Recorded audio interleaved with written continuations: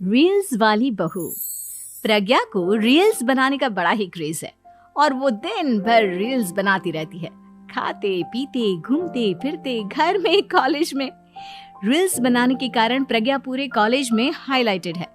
जहां उसकी रील्स सभी को पसंद आते हैं, वहीं मनीषा चिंता में डूबी रहती है। एक रोज जब खाते हुए प्रज्ञा रील्स बना रही होती है, तब मनीषा कहती है, 1 मिनट भी चैन नहीं है इस लड़की को। ये नहीं कि खाना तो आराम से खा ले, लेकिन नहीं, अरे थोड़ी देर रील्स नहीं बनाओगी तो आसमान नहीं टूट पड़ेगा। अरे मम्मी, इसी को तो कहते हैं डिटर्मिनेशन। तुम नहीं समझोगी ये सब। भगवान, इस लड़की को सद्बुद्धि दे। जब देखो तब टेढ़ा बाका मुंह बनाती रहती है। मनीषा की बात का प्रज्ञा पर जरा भी असर नहीं होता और वो खाते खाते रील्स बनाती रहती है। दिन बीतने लगते हैं और देखते देखते प्रज्ञा का कॉलेज भी खत्म हो जाता है। आए दिन कोई ना कोई मनीषा को प्रज्ञा की शादी करवाने का सुझाव दे जाता है। सब ठीक ही कहते हैं, प्रज्ञा की शादी कर देनी चाहिए। अपने घर के काम काज में व्यस्त हो जाएगी तो खुद ही ये रील्स और नाच गाना बंद हो जाएगा। मनीषा और प्रेम प्रज्ञा के लिए एक अच्छा लड़का ढूंढने लगते हैं और तभी विकी का रिश्ता प्रज्ञा के लिए आता है, जिसने प्रज्ञा को उसकी रील्स देखकर पसंद कर लिया था। अगले दिन विकी अपने माता पिता के साथ प्रज्ञा के घर पहुंच जाता है और प्रज्ञा साड़ी पहने हाथों में चाय की ट्रे लिए उनके सामने आती है। जब विकी को पसंद है तो हमें भी बहू पसंद है। बहन जी, आप बारात की तैयारी कीजिए। एक बार लड़का लड़की अकेले में बात कर ले तो अच्छा रहेगा। हाँ हाँ, क्यों नहीं। मनीषा विकी को प्रज्ञा के कमरे में भेजती है, जहां प्रज्ञा पहले से ही रील्स बना रही होती है। तभी विकी कहता है, आ गए आपके साजन जी। हमारे साथ ये रील्स कंप्लीट करती तो और भी अच्छा रहता। अच्छा जी, अब आ ही गए हैं तो बना ही लेती हूँ आपके साथ। दोनों मिलकर रील्स बनाते हैं। जब वी मीट और तुरंत पोस्ट भी कर देते हैं। फिर विकी कहता है, जब आप साड़ी में चाय लेकर आए तब मुझे लगा कि कहीं मैं गलत घर में तो नहीं आ गया। अब सही है। दोनों की शादी पक्की हो जाती है और शादी के दिन भी प्रज्ञा रील्स बनाने से चूकती नहीं। यहाँ तक कि बारात के समय भी नाचते हुए रील्स बनाती है। सभी लोग प्रज्ञा की तारीफ के पुल बांध देते हैं और प्रज्ञा नाचती गाती अपने ससुराल चली जाती है। सब कुछ अच्छा चल रहा होता है। प्रज्ञा यहाँ भी दिन भर हर चीज की रील्स बनाती रहती है। लेकिन कुछ दिनों के बाद जब सुनीता कहती है, बहू, ये रील्स के साथ साथ कुछ काम भी कर लिया करो। वैसे तुझे और क्या क्या बनाना आता है?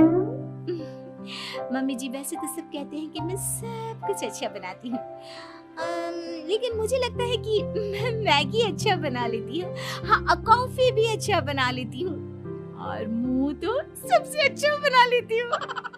हैं? अच्छा अच्छा।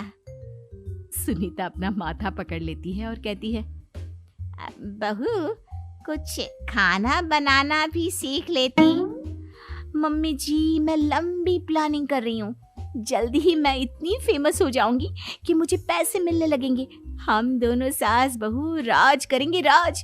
नौकर काम करेंगी और लोगों की तो लाइन लगेगी हमसे मिलने के लिए। तेरा दिमाग खराब हो गया है क्या बहू? हंसी मजाक तक ठीक है, लेकिन इस तरह घर नहीं चलते। जितना जल्दी हो इस घर के तौर तरीकों को सीख लो। प्रज्ञा मुंह घुमाकर चली जाती है और तुरंत उसी वक्त एक रील बनाती है।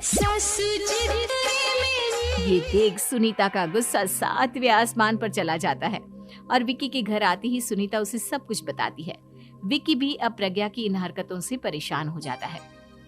तुम टेंशन मत लो मम्मा, मैं देख लूंगा। विकी कमरे में जाता है तो देखता है कि प्रज्ञा रील्स बना रही है।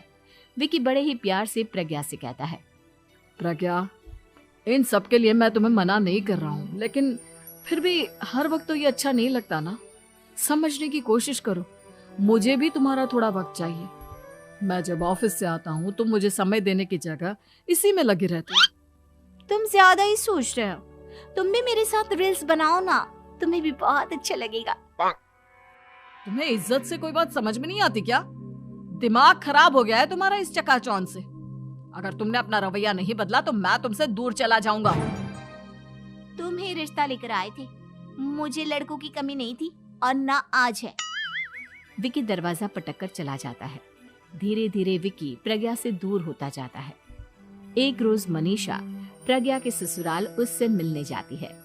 तब सुनीता उससे कहती है, बहन जी, अब आई हैं तो कुछ दिन यहाँ रहकर जाइएगा, आप ही का घर है।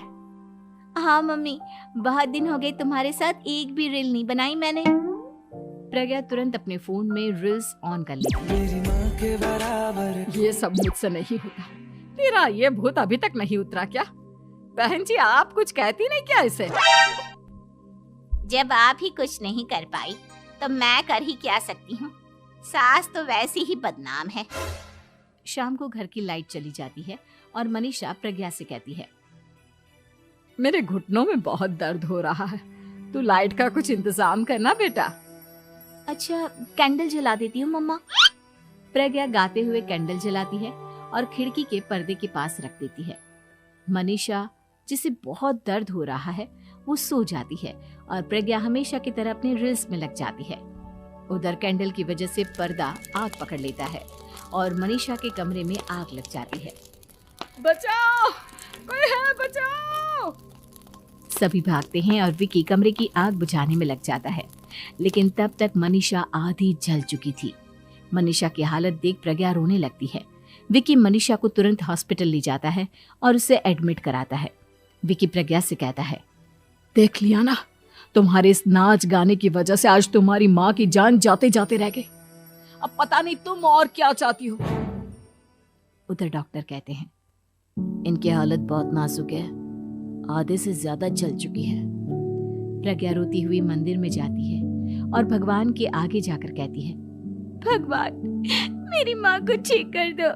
मैं कसम खाती हूँ, हाथ से ये रील्स बनाना छोड़ दूंगी। बस मुझे मेरी माँ वापस मिल जाए। 2 दिन बीत जाते हैं और मनीषा खतरे से बाहर आ जाती है। पेशेंट अब ठीक है, आप लोग उनसे मिल सकते हो। सब कोई मनीषा से मिलता है और प्रज्ञा सबके सामने अपना फोन तोड़ देती है। मुझे माफ कर दो मम्मा, मैंने तुम लोगों की बातों को नजरअंदाज किया।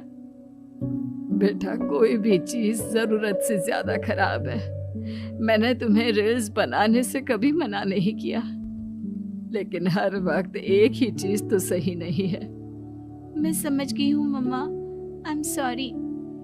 प्रज्ञा उस दिन से रील्स बनाना छोड़ देती है और पूरी तरह से अपने घर में लग जाती है।